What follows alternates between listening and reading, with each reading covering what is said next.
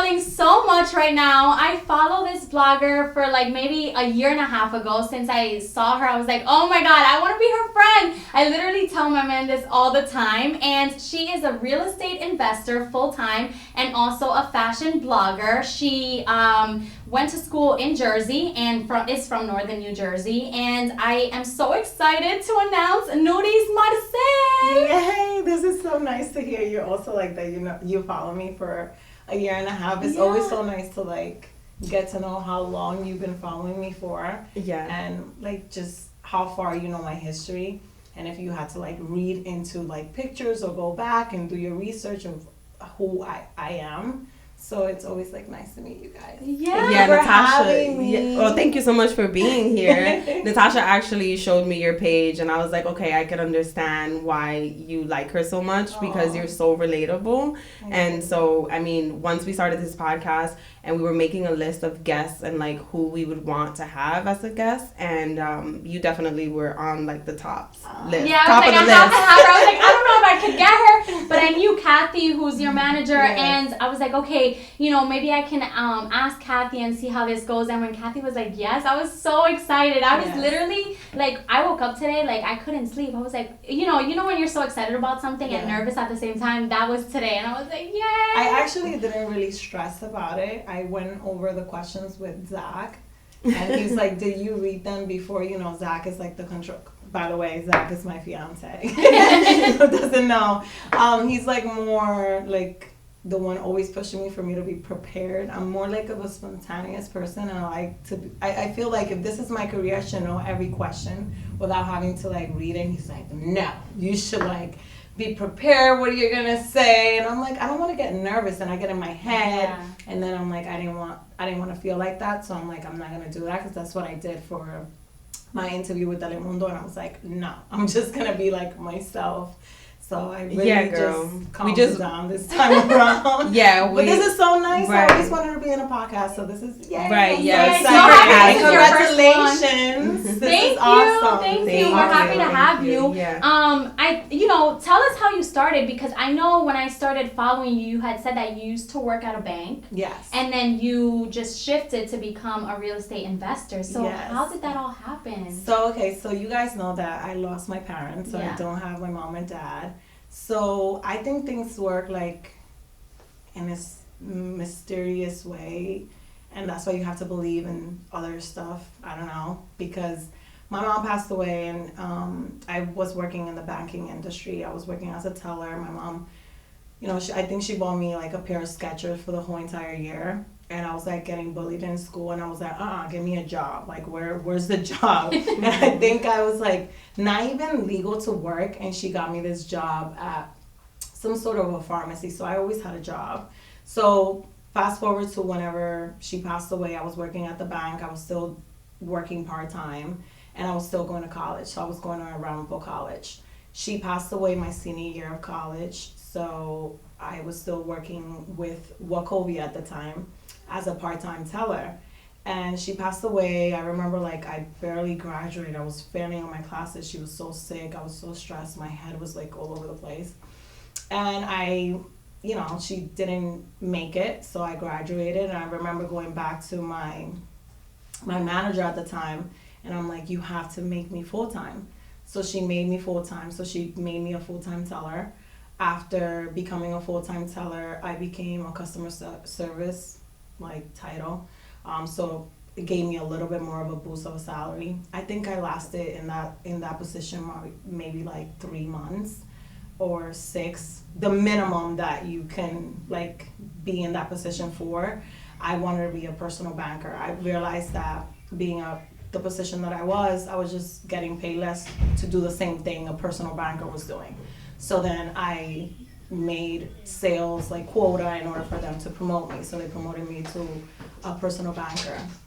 I think I lasted being a personal banker probably like a year. I did well, and then I became like a service manager.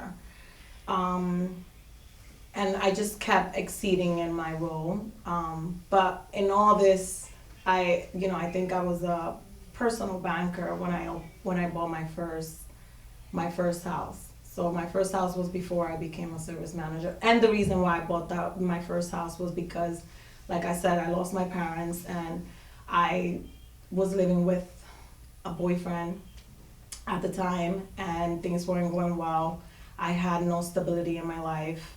You know, he kept kicking me out. We were just having so many problems. I wasn't having a great relationship with my family, so I didn't feel like I could run to them and tell them my problems. So I felt like the only stability that I could have was just buying a home. And my mom didn't leave me any money, so my mom only left me debt. So when she passed away, we had to pay for her funeral. We had just moved into we had just moved out of Patterson, and we moved into West Patterson, and she bought all the furniture with my credit and passed away 3 weeks later, girl. Oh, wow. So this is where I'm like, I had to talk to my manager, and I had to talk to my manager and tell her, like, you need to make me a full time, because I couldn't afford like the rent plus the credit card bills, and then now my loans were kicking in. I just had graduated. I was terrified of like the real world. I felt like the real world was like kicking me. I mean, like I was like my mom's princess. My car would get messed up and I had to take it to the mechanic. I would park my car and my mom would take it to the mechanic and she would give me her car. So fast forward to me just being without her, trying to grieve my mom and then going through all this. It was like insane. So it made me like very strong and understand that I needed financial independence, and that regardless of whatever I'm going through personally, like the world keeps spinning. And it was just so hard. Like I had to not deal with my emotions. I think till this day I feel like I regret that. I regret not having the time to deal with my emotions. I feel like to this day probably I haven't grieved a lot of emotions properly because I just had to grow up and I just had to just be an adult, you know. So I didn't have like that time where I could just grieve my mom and like, you know, celebrate and like look for a job and settle into the job that I wanted. No, I had to just take care of my brother. I had to pay rent. I had to pay for the bills. I cared about my credit. The one thing she left both of us was credit. So that's why she didn't have any credit. So she always used my credit since it was my name. My name is her name. Our names are the same. You guys are the same. NurysMarcel. So she could go with my ID. Oh. So she could use the credit card. She could do anything. So she always used my name for everything when it came to credit. And, you know, it was a hard time, but it pushed me to buy my first home. So I was lucky that she built my credit. And I remember working at Wells Fargo, being a personal banker already, and being with one of my colleagues. And she asked me, like, you know, she made me open a Wells Fargo credit card. So I opened the credit card, and I think I got approved for like $8,500. And that was your first credit card? No, that was like probably my like third credit card. Okay. But this was like the first credit card that I got approved for so much money. I was like, right, that's why I was just balling. Yeah. That's why I was just gonna ask. Because I was so young. You have to think about like probably I'm like 22 years old. No, that I have is a credit card for $8,500. You're like, what am I gonna do with this? I'm like, woo! I'm actually in personal banking myself, so that's why I was wondering. So it was like it was so nice to be, you know, I had excellent credit. So so then fast forward to then, you know, I think we had a mortgage rep standing with us. It's not like on a day that it's not busy and we're just like wandering around looking for customers. And she's like, you know, and I start asking about like mortgage questions. And she's like, you know, what about you? Like, you know, you will probably qualify for a house. I'm like, me, I'm full of debt. I have like all these student loans and, you know, I'm like, that's impossible. And she's like, well, let's try.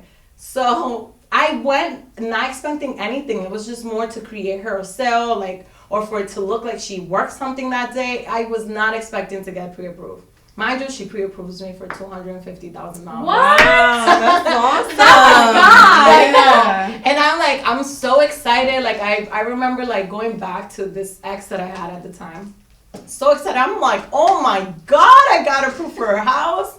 I'm buying a house, and I'm buying like a house that I can live in a basement because I'm paying all these bills off. I'm like, and he's just like not excited. He's so not excited. He's like, he started like talking to, our family, his family, and everybody just has something negative to say about owning a property in the United States. That you never own it. You're always paying for that. It's only bills and all this negativity. And I'm like, I remember me wanting to give it up. I'm like, you sure? Like, he's like, yeah, you never own it. For what? You're just going to be in charge of paying the landscaping and if a pipe breaks and all this negativity. I don't know what made me, because we were going to do it together. So he was so discouraged about the idea that I was like, fine. So you know what? I'm going to do it by myself.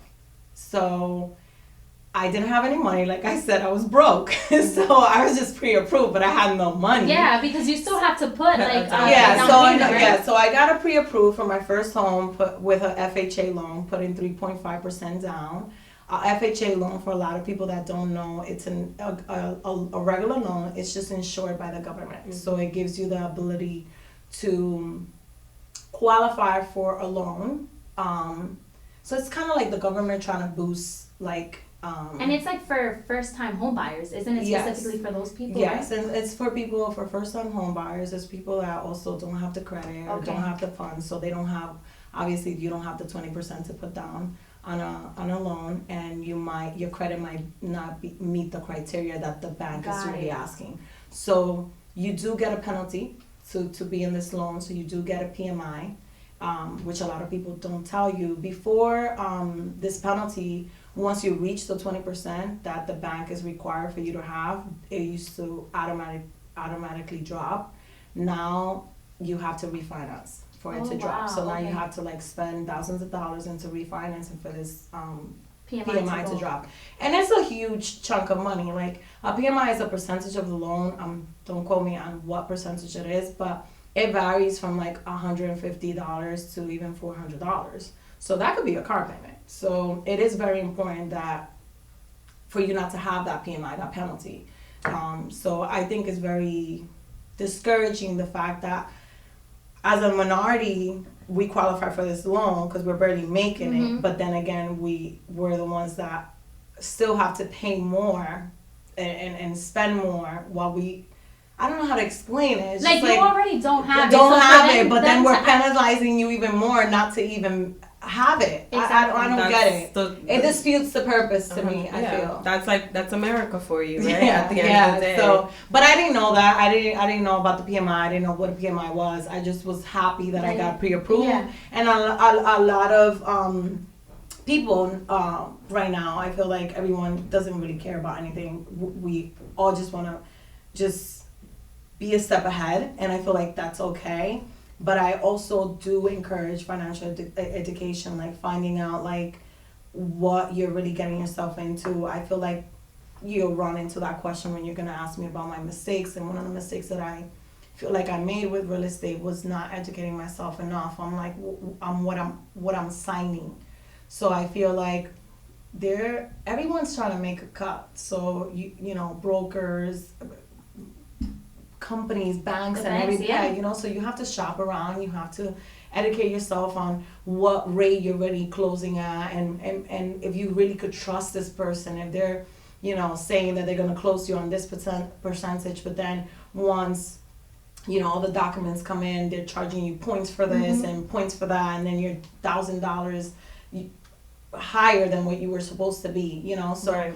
I just feel like just educating yourself and asking questions on like, what is this? Like, why are you charging me this? And where's the justification as to why you're signing me this? There's a lot of people that, are ethical, but there are a lot of people that are not. So, sometimes we tend to be in a community where not everyone's ethical and everybody's trying to make it some way, somehow. So I feel like I saw myself in a lot of situations where I'm like, but why do I have this interest rate? Why did I close? I was so eager to just own a home that I didn't even care what they were charging me. I just wanted to own the home, but then fast forward to years later, you're like, wow, this payment could have been so much less and I could have been making so much more money, or, Right, like with anything, the more experience that you gain, you then realize, okay, I could have done this and that differently. And to your point, actually, I have a story from a client today where she came in and she's looking for an auto loan, and I'm giving her the rate and explaining, you know, all the terms, and trying to educate her as best as I can before she goes ahead and applies for the loan.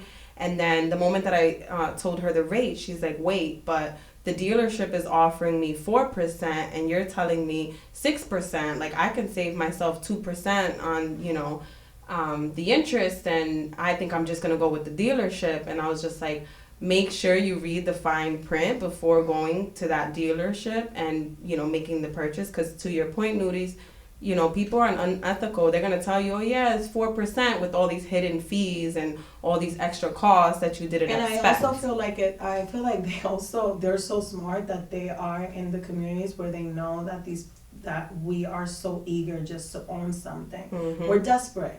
We want to make it. Something of ourselves. Exactly. Yeah, we're so desperate that honestly, what do we care?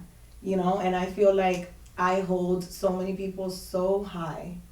You know, I feel like they were helping me. I feel like they were there for me. And now, fast forward me being an agent, I'm like, you just wanted to get that sale. Right. Like, now that you know, now that I know on the other side, I'm like, you know what? Like, I don't know if you really was there for me. You know, because at the end of the day, you had the listing, and I was gonna be, you know, you wanted me to buy your listing, so you were gonna make double the commission. So did you really have my best interest at heart? Wanted me to succeed? I mean, like, I'm thankful. I'm very thankful that I got the property and that, you know, but and the other end, it shows that it wasn't so much about me, it was also about you, you know. Mm-hmm. So I feel like it's very eye-opening to realize, like, you know, like, maybe they were not so much my friends, mm-hmm. and everybody was just doing their job. Right. You know, and that was it. It was all a business. Yeah. And so you went from owning that first house. Yes. So then now you have, like, I don't even know how many. You have so many, and it's so inspiring. So how many do you have now, and how did you get from 0 to 100? Literally. Well, I wish. But no. So I bought my first property. I think... I paid all my dad, my mom's, like, credit cards, and, you know, I was living it up. I traveled. I felt like I was rich. I mean, like, literally, I was like, you know, after I paid everything, and then I'm living in this property. I remember I bought the property, and when I was searching for a house, I was searching for a house that I could live in the basement. There was not a place, I don't know how to say it, like, in my mind, there was never another option. Like, for me, I was just, I wanted to not live paycheck by paycheck. So everyone, when I was looking for this property, was like, why are you always so focused on, like, the basement? I'm like, I don't want to live in the first floor. I can't afford it. You want to rent it? I want to rent it. So I want to live rent-free. My goal was to live rent-free. So then I bought that property. I enjoy going on vacation, and I fell back. I felt like I did for a couple years. It took someone, and, you know, I think it was the people I was around. So, you know, I feel like everyone around me felt like I was doing great. So everybody was just like, you know, like, at this point, I'm a service manager. I'm probably making, like, what, $75,000 a year. Plus, I'm living rent-free, mm-hmm. and making extra. Right. So, you know, and I'm young. I'm like, you know, I have no kids. I own my own car. I didn't lease or anything. The last car I had, my mom helped me buy. So I'm like, I'm balling. So I'm like, you know. So I fell off. Out of all my friends, I was the one doing the best. I was also lending money on the side. My mom left me that business, so I was always, you know, I made at least cash, like, probably $600, you know, a week. I was always a hustler, so I was always getting it somewhere, somehow. So you had the entrepreneur spirit. Yes. I just didn't have the right mindset. Okay. You know, I don't think I was confident enough. I wasn't, like I said, I also wasn't financially educated. Okay. Where I'm like, I can make this in other ways. Mm-hmm. So then, you know, I fell off because of friends. Everyone just felt like I was doing great. What was the need? They felt like I was always complaining about my financial situations. I always wanted more. Mm-hmm. So I felt like, obviously, I was in the wrong circle because I just didn't fit in. I outgrew everyone. Mm-hmm. So then fast forward to I want to buy a second home. I thought about the idea, then I educated myself on the amount of money that I needed to buy because now I don't qualify for the 3.5%. Because you have the house. Yeah, I already have that one house. Now I gotta put 20% down. So that's a lot of money. So now I'm like, wow, I gotta save all that money plus closing costs. So I'm like, so I talked to my partner, and I'm like, let's do this together, like, and he said that he was gonna do it, blah, blah. Our relationship was going sour. Long story short, we're not together. We break up. I end up buying this house by myself, so I saved. Boss move. Yeah, so I bought my second by myself. And let me tell you that to buy my first one, because we skipped that part, I put myself on $100 budget per week.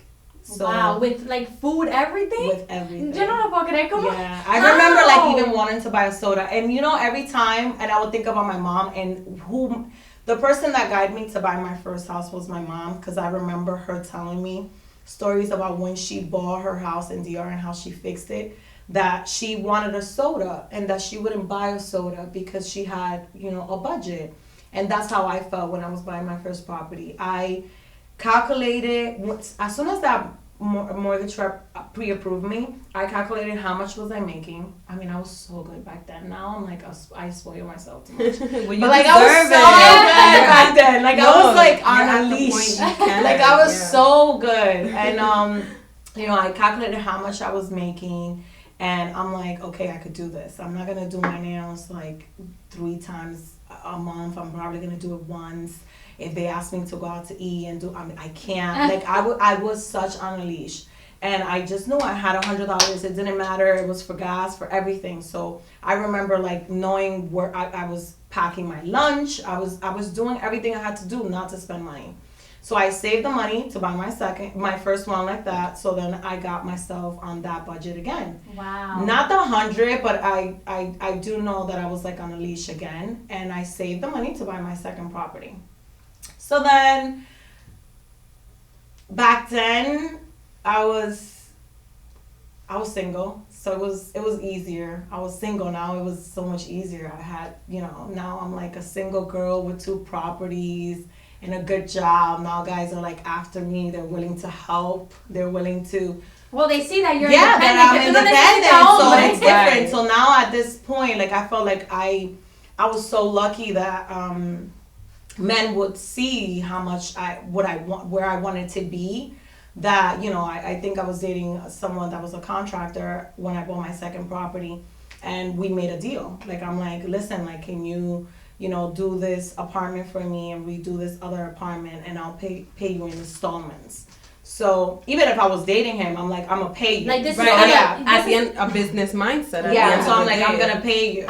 So I remember I did that for my second property because I couldn't afford it. I was broke. I gave everything I had, and I had months saving just to buy. So now, I remember getting the house with tenants. That was my first property, getting a house with tenants inside.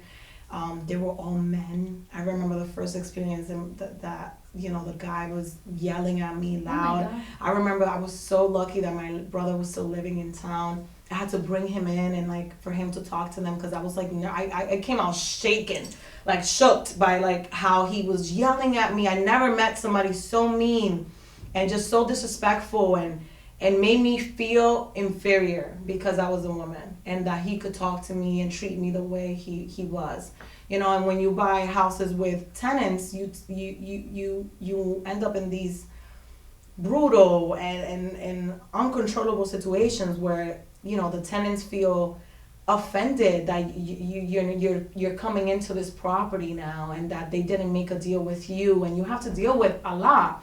And I was crying. Like back then, I was crying every single day. You were like, anything that will happen to my properties, I would just be crying. I'm like, why, God? Now it's like completely different. Now it's like I have a mentality, like I have a portfolio of properties, and this is what it generates, and this is what I lost. And I try to take day by day, because if not, it's gonna eat me alive. And I'm just so much stronger emotionally. I'm still human, but I try to, keep an open mind and understand that maybe there's a lesson behind that I need to learn, and I'm just more open to these lessons rather than before I just made myself the victim, So fast forward to now, 2020, how many properties do you currently have? So I own 2 multiple dwelling, which are legal buildings. So those, I own 2. And of those, and they have 4 apartments, and then I own 2 multifamily homes, and then I own 1 single home. Wow. And then I own my own home with my girl is balling. Yeah. So 6 properties in total. Wow. So that's a lot of properties. Yeah. Like, congrats. Thank you. And in those properties, there's a total of how many units? 18 units. Wow. So 18 units and 3 garages. So a total of like 21 right now. And this is, I don't know if you want to answer this question, but is this where your full income is coming from? Like, you don't have a 9 to 5 anymore? I do not have a 9 to 5. Right now I'm trying to make an income with social media. So I finally got a manager, and I'm trying to become an entrepreneur. I want to have as many sources of income as I can. And that's the goal, not to put all your eggs in one basket. So I definitely, I'm not settling. I'm not. And I hope that God keeps blessing me. I don't know where life is going to take me. I feel like if I think about, 5 years from now, if I thought I was going to be where I'm at today, I would have never thought that. So I'm intrigued about the future, and I wonder, if I would say the same thing 5 years from now, which is dope, when you think like that, and you're like, I don't know where would I be. Am I gonna be doing podcasts? Am I gonna be doing YouTube more? Am I gonna be a public speaker? Am I gonna be doing, I don't know. Well, you'd make a great public speaker because you have a great story, literally. And the sky's the limit. No, my friends all, they joke around like Marcel Presidente.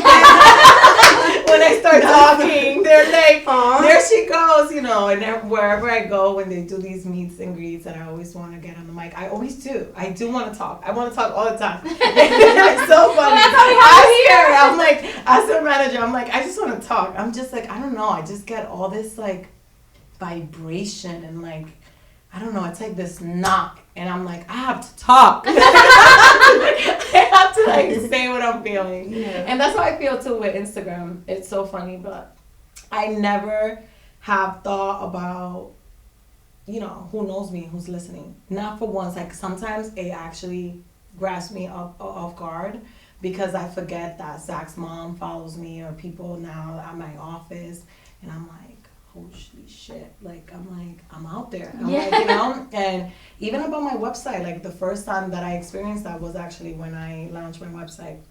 So I was open about my surgery and everything that, my past, my life. I'm very open. And when I wrote those things, it was not to be public. It was just for healing. It was for me. It was for me.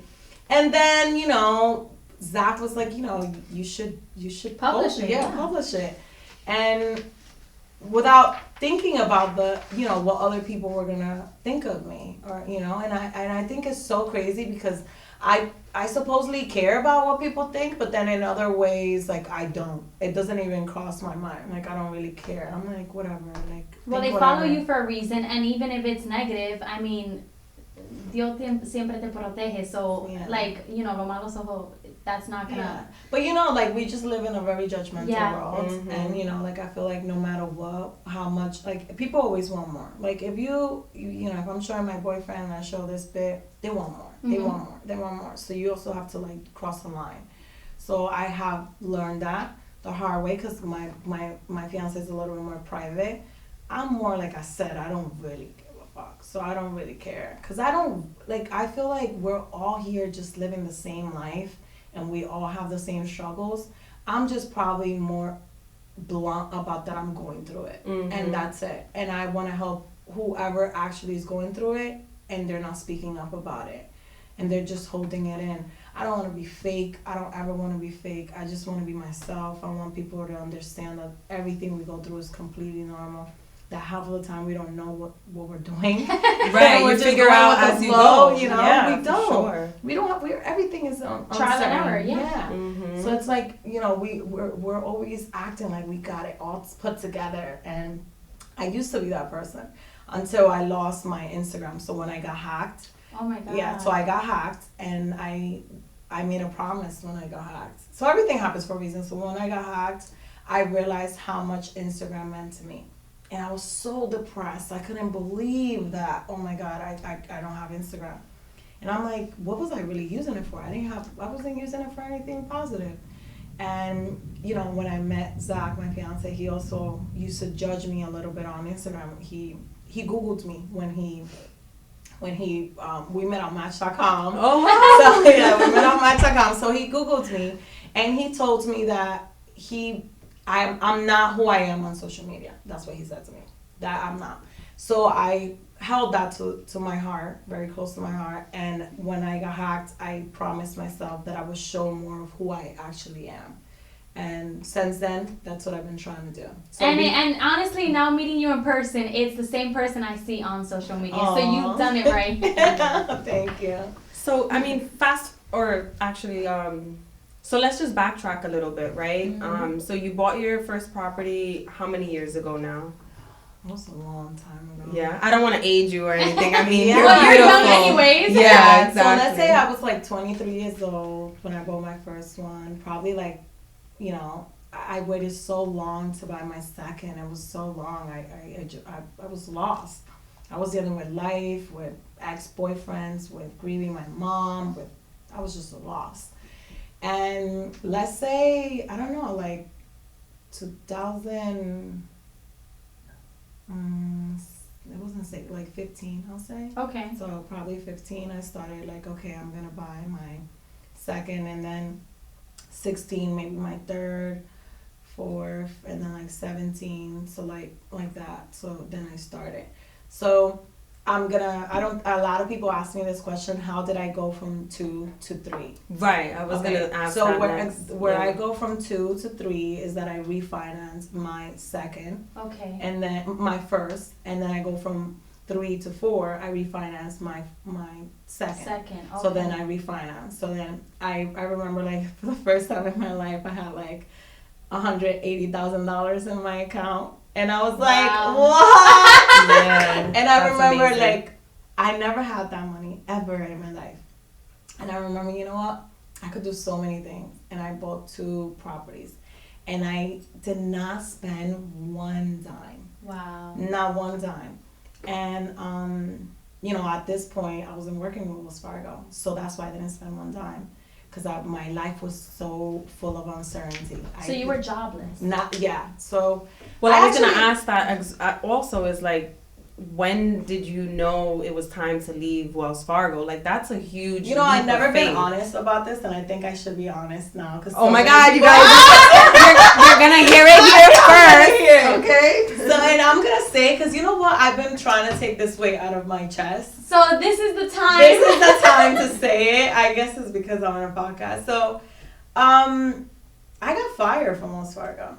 Okay, Oh, wow. so Yeah. but it's a blessing in disguise. But wait, this is what's even crazier. So I have months planning leaving Wells Fargo, and then them assholes fire me. I was planning, like I was trying to buy my third, and I'm like, as soon as I buy my third, I already have found the property. I was in the closing process and everything, and they fired me, and I'm like, you couldn't wait? Like, I was so mad. Because I remember that's when I had met someone and they wanted to hire me for Instagram. This was my first job for Instagram. Oh, wow. Okay. And I was trying to do Instagram in DR. So I was trying to become like a Instagram personality in Dominican Republic. So I was going to move to Dominican Republic. Oh, wow. Yeah. After buying all of that, you were going to leave that here. So and the plan was to buy my third property, and once I had the third property, I was going to leave Wells Fargo to go live in DR. Oh my God. Your life would have turned out so different if you moved to DR. So this was like my plan. A blessing in disguise. So literally, then, like Wells Fargo, fires me, the whole entire thing with Wells Fargo Bank. So I was one of them that got fired. And I got laid off then. No, girl, I got fired. Oh. No, I got fired. And it wasn't nothing crazy. I didn't do anything. Honestly, I opened an account for someone that their ID was expired. So it ended up being that the lawyers started taking care of me, that took care of my lawsuit when I broke my leg. These are the people that send this client, and I knew them from Wells Fargo. So they were they used to send clients all the time to our branch. So I had like a relationship with them. I knew that they got this check from a lawsuit. So they were always like, oh, go to this girl in Wells Fargo. She opened the account. This person, I called to verify that girl, that was the one account. And I got fired. Oh, wow. But it was something so simple. But it goes back to me feeling embarrassed. Like I remember when I wanted to leave. Like I was leaving anyway. Right, you were like. But just to say to people, like, because you're working in the financial industry, just to say like I got fired, people think automatically the worst, and I didn't want that image, and I was like haunted so for so long to actually just say, you know what, like I was just trying to help somebody out, and it was nothing crazy. They had a debit card. They had, but in order for them to get like the motor vehiculo ID, I needed to do that so they could do that. Oh. You know how you need X amount of ID, so they needed like a statement or a card, I don't know, or a debit card, I don't know. Yeah. So it was confusing. So I did that favor and it backsplashed on me and I got fired. And my manager fought like for me not to get fired, but I did. So then fast forward to me being in the closing terms of this property, so I had to like expedite everything because I'm like, I need my pay stubs and everything to still work. So thank God I was able to close on my third property. Then that's the reason why I bought the fourth one quickly. Like it was like right back to back because I wanted to be able to use my W-2s and everything, like my tax records and everything. So it was like I didn't really have an option. So I didn't spend like a dime from my refinance, and I was able to buy the fourth property. Then fast forward, now I'm working, doing these units, fixing them and doing everything I have to do. Then I wanted to move out of Patterson, finally treat myself, because I was still living in this basement. Oh wow! Yeah, even throughout all these throughout the whole entire time, I'm fixing and redoing everyone else's apartment. I'm living in the basement. Mm-hmm. But you were doing it because you wanted to succeed. Like this was. No, I basically said it to myself. I would not move out of this basement if it's not to my own house. So my goal was to leave there to my own one-family house. So I used an FHA loan again, because even though I had an FHA on a multifamily home, since I didn't have a single family, I could use it again. Okay. But it doesn't work vice versa. So the smart thing is to always get an FHA loan with a multifamily and then a single family, because then you could have two FHA loans versus the other way around. If you already have a single family, then you're considered like you're going to invest. So then you need the 20% now. Oh, did you know this before you bought the multifamily, or it just happened to be there? It happened to be wow. there. Yes. Oh my God. Yeah. So then you bought the single family home and you finally moved out of the basement. Yeah, so I bought the single family home. At this point, I hadn't met my fiance. I had given up on love and everything, and I was like, you know what? Like, I'm done. Like, I'm done with waiting for Mr. Right. I was tired of being chapeando. Like, guys me estaban chapeando. Like, it was like all these guys just like, I felt like they saw like this independent professional girl and like doing it, and they just saw dollar signs. Like, they just wanted to take advantage of it. Yeah, so it was just like, I became, and my standards were so much higher too.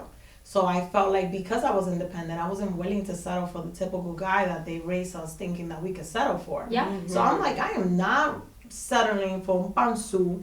Like, I'm not, that I'm not attracted to. And I'm like, I'm not settling for that. Like, I want, and I kept saying it to my cousins. I remember we were watching a Super Bowl. and we were at a Super Bowl party, and you know, every time you go to like a family event, they're always like, you know, y Marcel, los hijos, you know, como siempre. and I'm like, yeah, like don't even start with me, like leave me alone. And you know, I always had like this moment where I like got loud and was just like, you know, I want a guy that has good credit, that doesn't have kids, that's good looking, and honestly that could fuck me right. And I always said it. I wasn't settling for it. I'm like, I don't want anything to be mediocre. I actually had my standards, and I remember like right now them all telling me like, girl, you're crazy. You think you're gonna find an attractive man with no kids, with good credit, and that que está dotado, tú estás loca.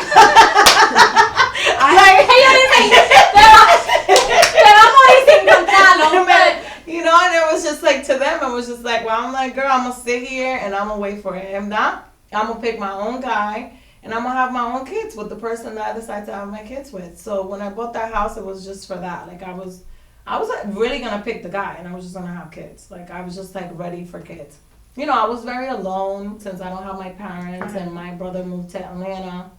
It was hard to be by myself, and my relationships with my family always been very hard because, you know, I was the oldest, so I had to protect my brother, and all the arguments and all the, you know when people die, always stuff happens, and all the blame was always on me. Because I always been like the strong one. I'm like a dude when I have to be a dude. So, you know, I don't care how old you were, if you were my uncle, if you're my aunt, you know, I got to take care of my brother, like my younger sibling to me. He was like my son at the time, you know. So I felt like I had to take care of him, of us, and it just built this huge wall in my family that it was hard for me throughout the years. It still is. That's one of my biggest struggles, like the problems I have with my family. But, you know, we're here. Yeah. Yeah. Wow, that's a lot, but you know, this is why you inspire me so much, because of all of this, and you talk about it so openly and not at this much in depth. So I'm glad you're giving all the details here. I know, my followers are gonna appreciate this. I think they've been waiting for years for this. Yeah. I mean, I really like that you gave that piece of advice, that you didn't settle, because so many women just, you know, accept, you know, just because he doesn't have this, it's okay, I'll forgive that, I'll forget that, and you know, everything else is great, so I might as well just be with him. You don't understand, like, oh my God, like I was dating someone that my friends will come to me, my cousins, and they were like, Marcel, you will live like a queen. Like, are you, like, every girl would die to date that guy. And like, I had guys like give me the world, like really the world. I really did, and I cared. You know, I cared for them, and it made me value myself. So it was needed. It was needed because I felt like my first relationship really destroyed me, and I felt like I wasn't worthy of a lot of things. So fast forward to these men giving me the world, then I felt worthy, and that was great. But then I felt like I lost track of the amazing human being I was. So I felt like it was just all this materialistic things and this world of just like the fast life, right? The fast life. Yeah, it was just like crazy. It wasn't like really what my heart needed. I stability, right? No, and I kept neglecting my feelings. So I felt like these guys all gave me materialistic stability, like financial stability. Yeah, financial security. Yes, but they didn't give me inner... the emotional, the emotional They didn't feed your soul. No. And then, you know, it was crazy for me to find Zach, and I could not believe that. I mean, like, Zach had a list of books that he had read on Match.com. And I remember, like, looking to this guy, and I did not give him a break. It took us forever for us to exchange numbers, because I'm like, what am I going to say? I never read a book in English in my life. I'm like, I remember going to college and I read like the first page and the last page. And then I Googled the book and like read the summary and like bullshit my whole like way around an essay. And, you know, for me, it was just like he was so smart and I was very intimidated. And then, you know, he was the one who who made me feel like one again, like full again, you know. So I feel like you cannot settle. You cannot, like, I remember how much I supposedly thought I cared for the first guy that, you know, I was throughout my first property, second property. I mean, my whole entire family dicen que él me hizo una brujería. I was like obsessed. Like, that guy did everything by cheating. He had a kid with someone else, and I was through that. I was like raising the kid with him, and it was everything. I mean, I was willing to do everything for this person. And I remember, like, even financially, like the restraint that it, like, I feel like now I see that he caused on me. And I loved the kid. And, you know, now I look at it and I'm like, that wasn't love. Yeah. That was a love that we're taught that we're supposed to have. Like, to an extent, I don't feel like we're taught, like, that there's certain things that are not love. Mm-hmm. You know, and that if that person calls you that is not love. And you should not accept that type of love. And I feel like we're taught since the early age that as women, we need to forgive, forget, and be understanding. And I feel like you see that more in our cultures. And I don't agree with that. I don't agree with it at all. And I feel like the more independent we become, and we're able to ask, to say, like, I'm not doing that, and I want this, and I want that. She's speaking to me in my heart right now. Oh my goodness. Like, it's like you have to be able to, you know, hold your ground, though. Like, I feel like a lot of women are not independent, and they wanna, you know, they want a guy to be faithful. And not saying that if you're not independent, you're stay-at-home mom, someone should be unfaithful. Of course not. But by default, in our culture, it's like, you know, if you're not working, that's like, all right, well, tú tienes que aguantar los cuernos. Claro. And it shouldn't even be like that. You know, it shouldn't at all.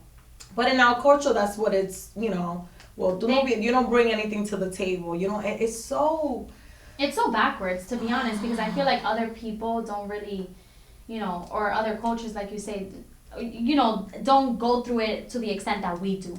Porque todavía lo hacen en otra cultura, pero no es así. No, y son más respetuosos. Yo siento como que a veces, oye, se pasa. Yeah. Se pasa. Yeah. You know, but I feel like the more women are becoming independent and empowered, I feel like we were all like in a bubble. Let's just speak like the truth. I felt like I was in a bubble. I didn't know my worth. I didn't know what I could do. I didn't know I didn't need a man until, like, I got my groove on and understood that I didn't need you. I wasn't gonna stay here and sit here and allow you to do that to me anymore. You know? That's my question. How did you find a way out from that toxic relationship? You know, I know this. We started in real estate and we're going into relationships. But since we're here now. Yeah, it was hard. It was the hardest thing. I think it was the hardest thing even then to deal with my mom. Wow. Yeah, it was hard, girl. Like, hard. This guy even went to, like, jail. And I was, like, willing to, like, wait for him and everything. He had girls here and there. Like, like, he was even with a girl, like, publicly in a club, people sending me pictures and everything with his family. He still had his stuff in my house. Like, it was, and I was still willing. I don't know. But I feel like it was so hard for me because, remember, I didn't have a family. So he was my family. Yeah. His family was my family. And he was the only thing constant throughout all the years. Mm-hmm. So I felt like if I lost him, I lost everything. And he was the only guy that my mom... she had met him. Yeah. So it was like, It was hard, so hard. I felt like nothing. And then also, you know, his family really didn't approve of me a lot, you know, because I didn't accept his cheating. So some way, somehow, I wasn't like the perfect girl because I always had an issue with it.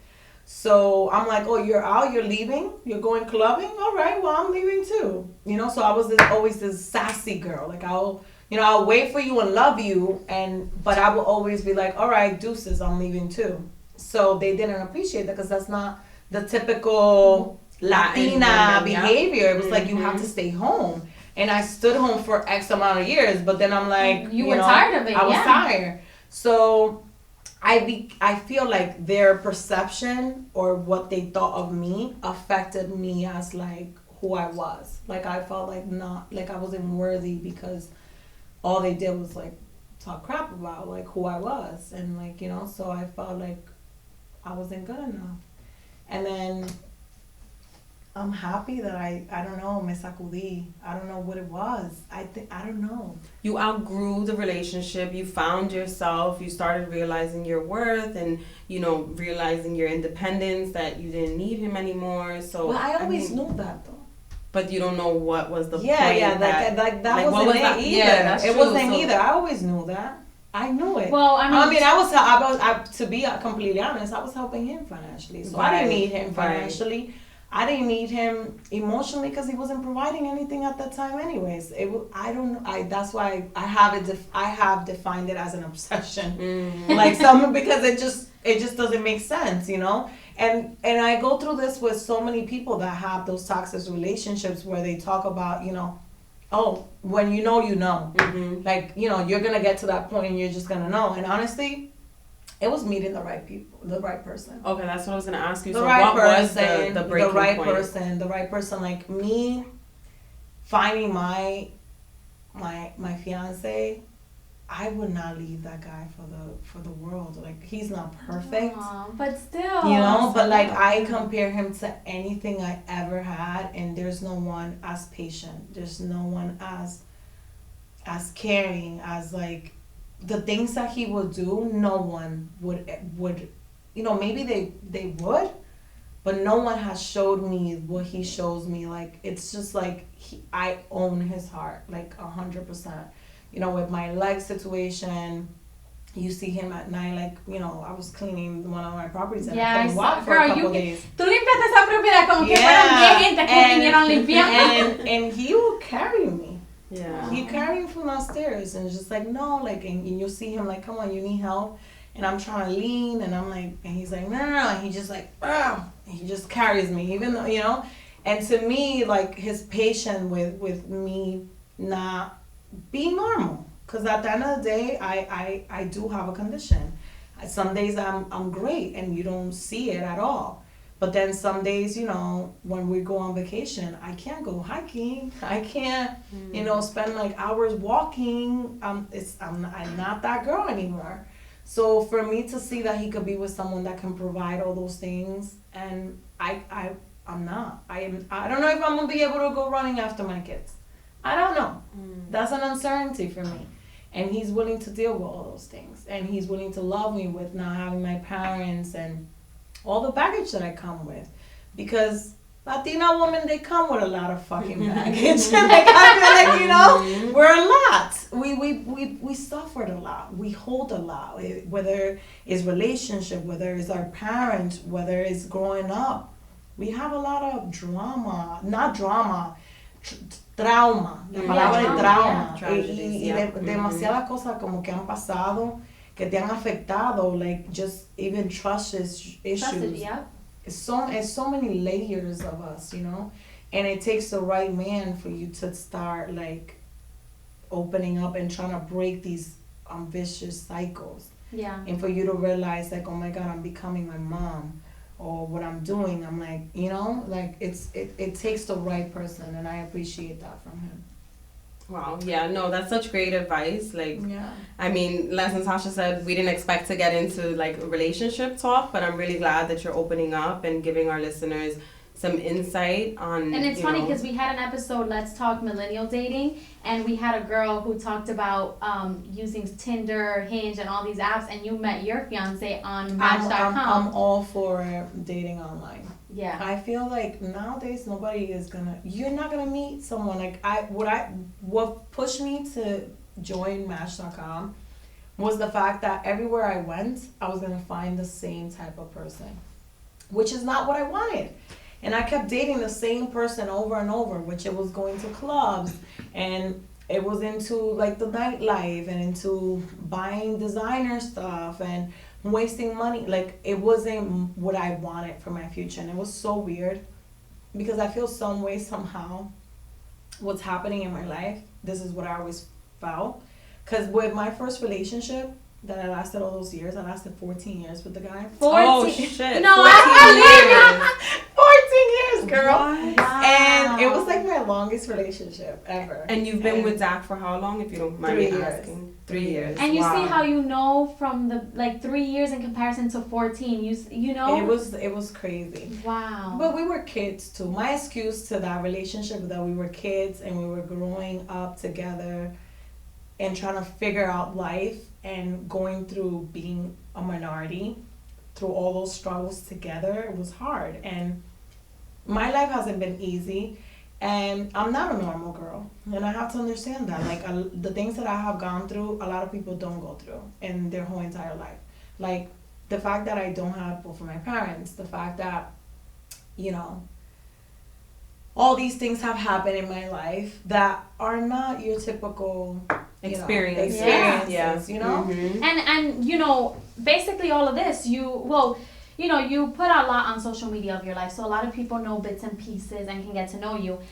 So we'll get into the social media portion of it. When did you become, how did you start gaining a following? When did you become big? So you got hacked, but I don't think I followed you when you got hacked, so I didn't, you know. So I developed a social media platform based on how I dressed. So a lot of people enjoy the way I dress. I also was a lot more provocative than what I am now.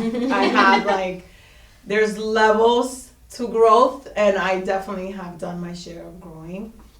And I was insecure. Like I said, I was lost. So I wanted attention because I didn't have it. I didn't have it in my relationship. I didn't have it in my parents. I didn't have it anywhere. So I craved attention. I craved love. I craved so many things. So my body was it to me at that point.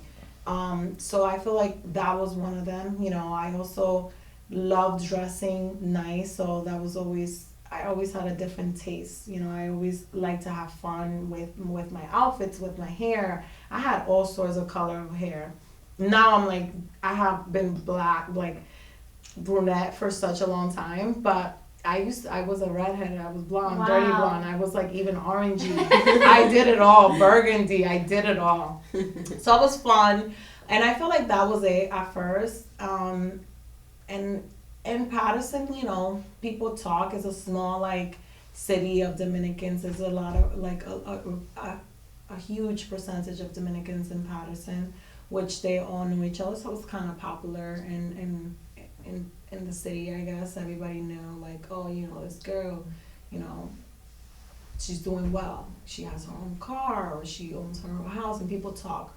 Also, the fact that I worked in the bank, and I was working in one of the banks in Patterson, and everybody had to come for me to approve something if they had something. So it was oh, talk to that girl. That's your girl. She's going to go and she's going to help you. She's going to, you know, so people will always I have this problem, or I got this check, or I want to send money to VR, or always it will be me, you know. And I will go into businesses and I'll walk and have put Wells Fargo tables to open accounts. So I was very, I guess, active in the community to a point.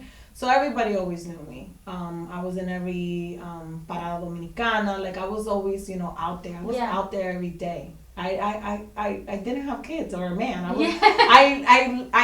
I one day got sick of a lack of sleep. I got sick at work, and I was throwing up, and was my body giving up. I feel like I was shaking. And that's how much I was going out and having fun. But it's so good because now that I have my leg situation, and I'm you know, I feel like I'm married to Zach. We don't do anything at all, and I'm I'm so glad. Because you've been there and done that. You go through phases, I know. So I'm so happy that I lived it, I did it, and I don't have any regrets. I don't, you know, a lot of people judge other people for their stages in life, and you know, whether you were a mom first and then you were going out clubbing, or maybe you were going out clubbing in your young years and then you became a mom. Mm-hmm. So I feel like everybody has their stages, and we all have to live them, and we don't ever know if you're gonna be in that stage, you know? You could judge someone for I know I have friends now that were in the clubbing type, and you know, they were always home and they're not about that life. And now they're the ones clubbing. And I'm like, aren't you tired? Like but they didn't get to do it. They didn't get to do it. And then now in this point in their life, that's what fulfills them. And that's what they want to do. And you have to be respectful. So not judging what people are going through and how they're dealing with their situation, because you don't ever know what issues they have and like what's making them feel good inside. Right. So being respectful of like everyone. Yeah, that's another good message to send our listeners and your followers, is that everyone's path is different. And you know, to stop comparing yourself to each other, right?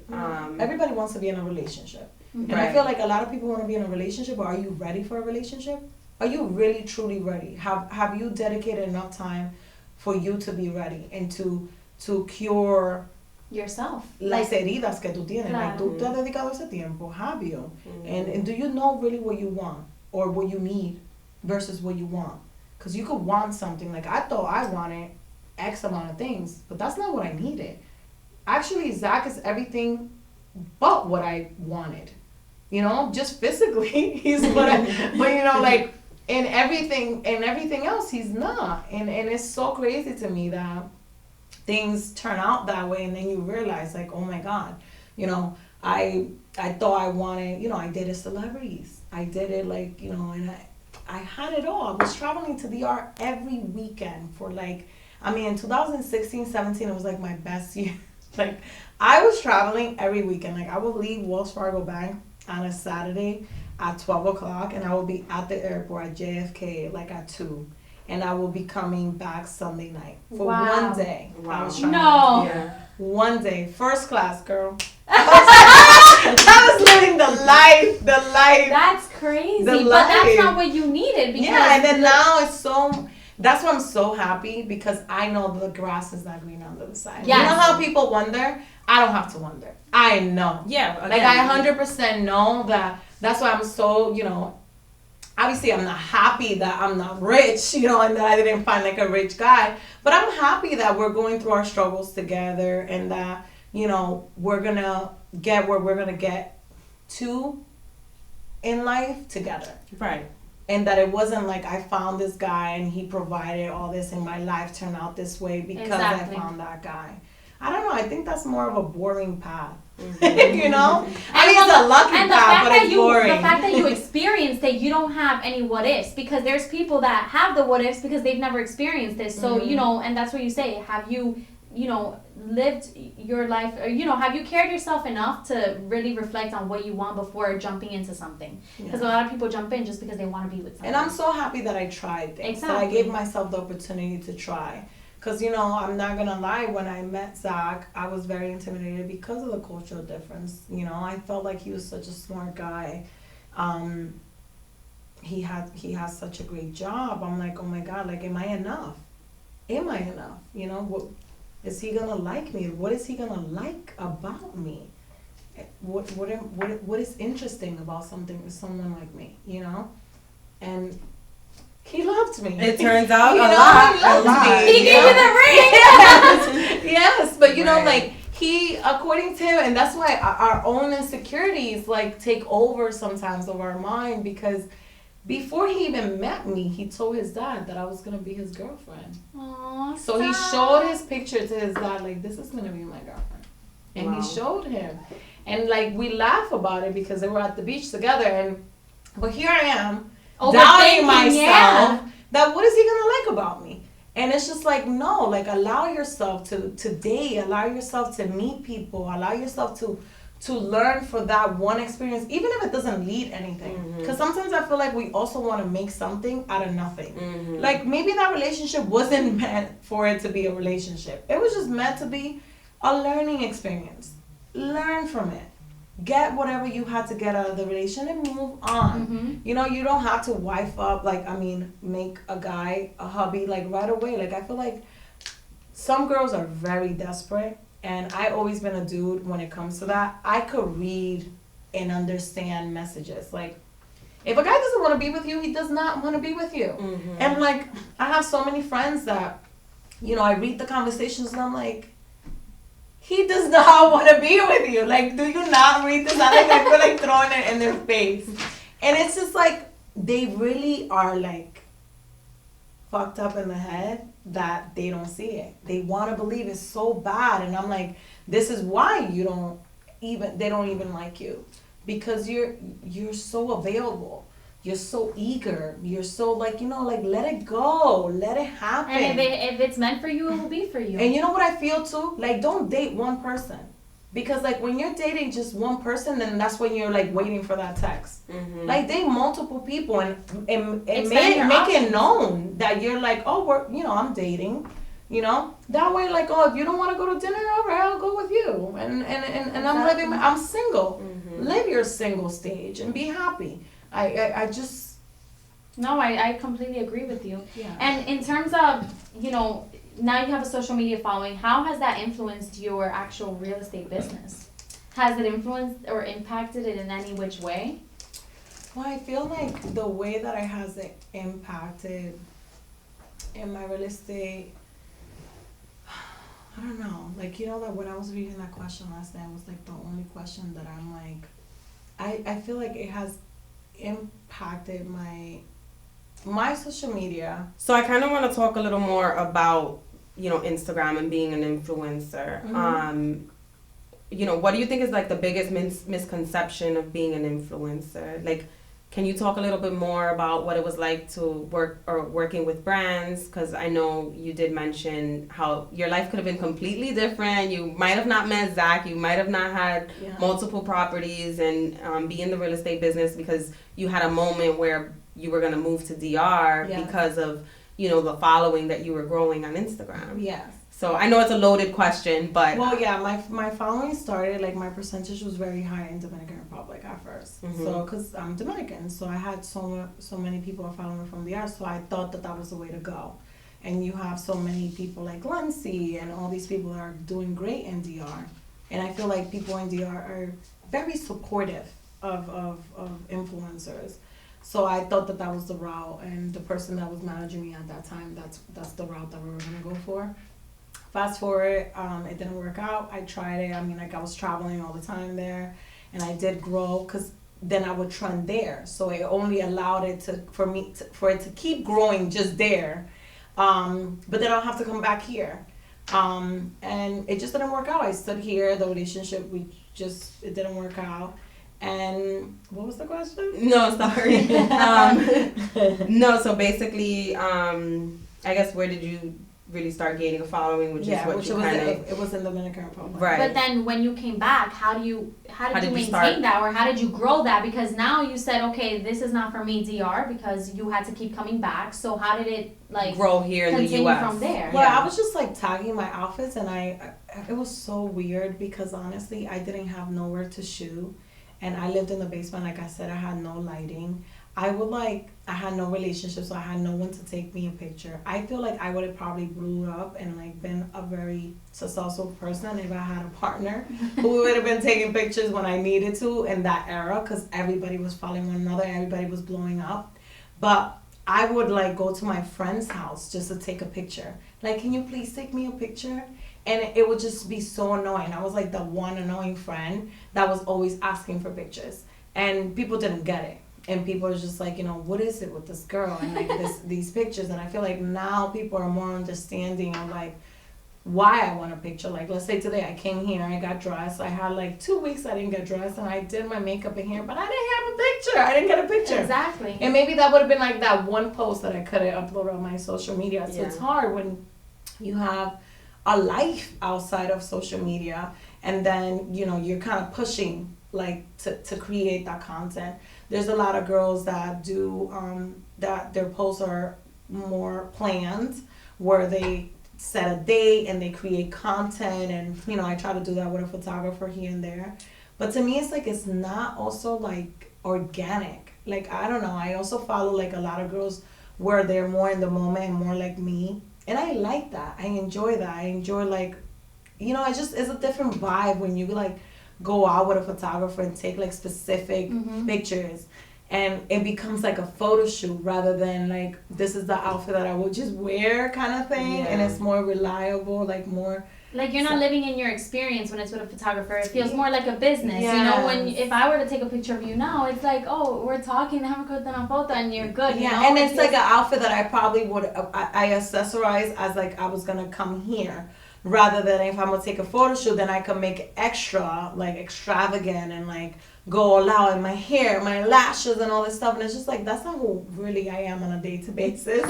So I feel like it's not like as reliable with other people. So basically because you were organic and more so in the moment, like you kind of tried the whole photo shoot thing and planning it out. So, and yeah, it wasn't your niche. It wasn't who you are. No, I feel like I would upload like outfits, you know, going to work for Wells Fargo, that worked a lot. So I had like selfies, so I would always take selfies there, a mirror picture. So that was like my thing, since I didn't have no one to take pictures. Then I, like, my co-workers would take pictures of me there. So I uploaded a lot of like work outfits at the beginning. That was like my thing, because like I said, I have nobody at home to take pictures. And yeah, so that's how. And then from there, I'm sure, you know, but how it really blew up was when I started showing my real estate. So once I started showing my real estate and what I was doing, and like that I was buying properties and like opening up like my work ethic and what I was really about, and that's what people want right now. Like, people are looking to know what you do, who are your friends, and who do you go out with, and what do you eat? What restaurants do you like? Are you dieting? Are you not? Like, people are so into your life. It's like crazy. Like, I feel like the more I share, the more I discover they want more. And I'm like, you know, so I feel like times have changed. Before, people were satisfied with this much. And now people just want more and more and more. And the more you're willing to provide, the more they want. So, yeah. Yeah, you have to set a boundary, because then you're not living, you know, like a little bit of you needs to be private. No, and not even a little bit of you. Like, where's your time for Exactly. you? For your inner, like, development, for your peace, for your family, for your friends. So, like, at times, like I said, I get so many DMs. But I'm just one. I can't sit here and, like, maybe the time that I could go and watch a show that I really want to watch, and I really want to help you, but I also have to be selfish. And that's where you have to draw that line, and you have to be like, I have to take care of me, you know? So I have, like, opted into trying to do more of a overall answering, because I can't do, like, personalized ones. It's just too much. Yeah. So I guess to kind of wrap things up, what would be your best advice to those interested in becoming a fashion blogger? In this day and age, because it's now different from when you started in the beginning, you know?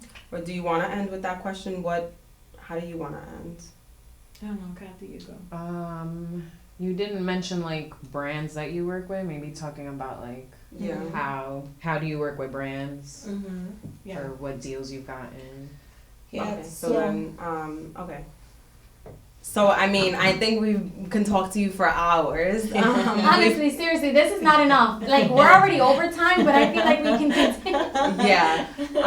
But I know a lot of our listeners are interested in the influencer world. So, to kind of wrap things up, can you give a little bit of your experience working with brands and maybe some advice for up-and-coming influencers? So it's just like knowing your value. Like, I feel like in a million years would I have thought that I was gonna be working or had the experience to just work with so many brands that I admire since I was like a kid. So it has made me feel so great that I was able to work like with Olay, with Abercrombie, with, you know, Saks Off Fifth, and just so many, like, you know, those are huge brands. I know. It was like great. It's so great to see myself getting where I want to be. I'm hoping that 2020 just opens so many more doors. I did one with Dunkin' Donuts? Yeah, Dunkin' Donuts, but it wasn't Dunkin' Donuts. I was gonna say, what is it? A hotel? No. Oh my God. It was in Walmart. Yeah, so I did Dunkin' Donuts, I did Walmart. So I have done a few brands that I'm very proud of. And I'm so excited for 2020. I'm excited to see if many more. Kathy, my manager, she's so helpful. and she has gotten me where I am today. I didn't think I could make a living out of this. You know, I also feel like we have learned, like, also, like, all the money that it's in this field that you could really make. People are living off of this. Like, people are making a full-time career out of being an influencer. And I feel like a lot of us don't share our contacts. You know, I have found a lot of group of girls that are able or willing to share who they work with and refer you so you could work with them. Not necessarily it's gonna turn out that way, but you see the willingness and that they care about you succeeding in life, which is great. I feel like to anyone out there that's hearing this, like, just share. Like, I feel like we all should stay, like, united, and especially as Latinas, women, like, just reach for the stars, like, as a group. Like, we all could do just so much better than trying, like, and any company, you think about any company, Amazon, Google, it's a whole team to get there. And I feel like a lot of us become, like, very selfish and think that, oh, if I share that contact, they're not gonna hire me, they're gonna hire her, they're gonna look, well, she has more followers. But everybody has its own, like, their niche, personality, and their attractiveness and their own audience. No one is more important than another, or more, no one is better, or just, you know, I feel like just be yourself, and anything that's meant for you will come to you, and I believe that. So just share. You know, share love, share work, share thoughts. That's the best message, because everybody can eat. Yes. Just because you help somebody else doesn't mean that you can't succeed as well. And I feel like, honestly, like, it's very hard to understand that we don't really like to share. Like, I feel like we don't. I don't know if it's just humans as a race, but I'm going to speak for our community and us. I feel like we don't. We're very greedy. And where has it gotten us? Where? Nowhere. So share and see that good karma. What is it called when it's good karma? There's a word for it. Good comes around. Oh yeah. Oh yeah. Like what goes around comes around, right? Is it like whatever. Yeah, I mean, like, if you help somebody else, that will come back to you twofold, because that's how God works, or the universe works. And I personally feel like I would not be here if it wouldn't be for that. Yeah. Everything that I have gotten in my life, I feel like it's for every good that I have done, because there's not one thing that someone doesn't ask me that I'm not willing to share. Even if it's my struggles, even if it's my embarrassments, my mistakes, if it's gonna help you, I'll share them. I do not care. And I feel like people just need to share love, positivity, anything that can benefit someone else, that could guide someone else. Just share it, and you're gonna see how maybe that person's gonna recommend you later on, talk about you later on to someone else, in front of someone else. It's just good karma. Like, just put it out in the world. Yeah, 100%. I mean, another wonderful message that you're giving our listeners here. Here at the podcast, Celeb Talk, Girl Talk, we definitely promote collaboration over competition, and that's why we were so excited when you agreed to come on, because we're like, wow, we're just starting out. And she's willing to come on and talk. Oh my gosh. Honestly, I can't express, like, how grateful. But it's like, that's what's about. Because then, you know, now, you know, all your listeners, it might be just 200. Though now those 200 are able to hear me. And maybe I gained those 200 because I'm sharing with you.